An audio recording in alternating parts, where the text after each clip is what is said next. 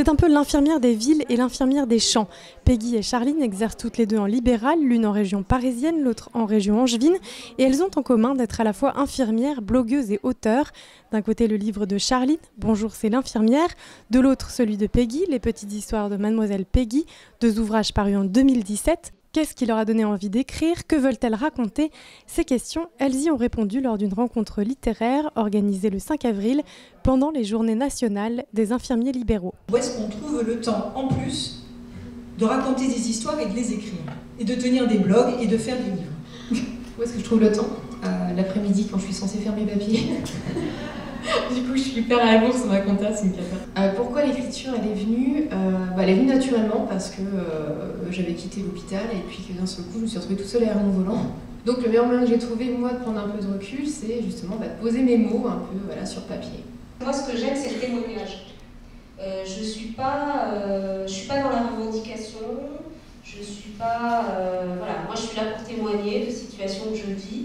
Et je suis dans le partage. Moi, ça me permet de m'exprimer et puis aussi, ça permet d'immortaliser un peu certaines rencontres. Charline dit aimer tous ses patients avec plus ou moins d'affinité. Peggy distingue très clairement le soin de l'affect. À la tribune, on a vu se dessiner 2 sensibilités. Malgré tout, les 2 soignantes marchent à l'instinct quand il s'agit de choisir leur sujet. Lorsque j'écris, je ne sélectionne pas particulièrement les anecdotes, j'écris selon l'actualité, selon ce qui me tient à cœur et je publie. Donc c'est une écriture plutôt assez instinctive. Il n'y a pas de choix, c'est en fonction de mes coups de cœur, de mes coups de colère, de mes coups de tristesse. Je ne choisis pas vraiment les anecdotes sur lesquelles j'écris, ça se fait tout seul, c'est-à-dire que souvent j'ai une petite pointe qui vient se poser juste là, tu vois, à la base du cœur. Et je sais que là, ça va être important de parler de ça. Que ce soit un coup de gueule ou un coup de cœur, il va falloir que j'en parle. Parce que ça peut potentiellement intéresser les autres aussi. Quand je publie un coup de gueule, souvent les gens me disent « Ah, c'est marrant, j'ai vécu la même chose aujourd'hui », a raconté Charline au micro.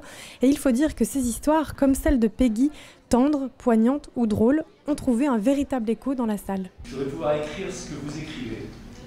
Parce que c'est des choses, en le lisant, je dis « Mais bon Dieu, mais c'est bien sûr, on a tous vécu ce genre de choses-là. » Mais votre don particulier, c'est quelque chose de précieux, très précieux. Et merci pour ça. Et puis je ne travaille plus tout seul depuis que je connais Charline sur les réseaux sociaux. Donc voilà, donc ça m'a beaucoup, donc merci. Merci.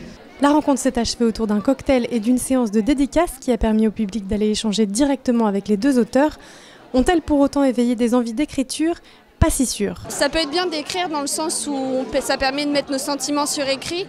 Après, je pense que moi, la mise en lumière me gênerait un petit peu vis-à-vis de mes patients et du secret professionnel et tout ça. Alors d'écrire pas forcément, mais de lire les livres, oui, les 2 livres, oui, avec plaisir.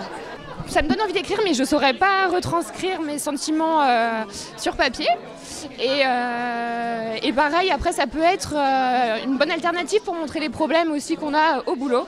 Donc c'est quand même bien, mais pour les autres, pas pour moi. Des craintes auxquelles les auteurs répondent d'une seule voix, il faut oser, les réseaux sociaux ne mordent pas, peu importe si ça marche ou non, il faut se faire plaisir, a souligné Charline. Pour Peggy, le plus important est le désir d'écrire, avoir quelque chose à dire, voilà l'essentiel. Pour le reste, l'écriture, c'est comme tout, ça s'apprend. Donc quand vous avez un coup d'humour, restez pas tout seul derrière votre volant ou dans votre maison, connectez-vous sur internet et venez nous voir. Que ce soit Peggy sur sa page ou moi sur la mienne. On sera toujours là pour vous répondre en tout cas. Ça rompt la solitude et ça crée une communauté et ça renforce les liens. Ça montre qu'on n'est pas tout seul.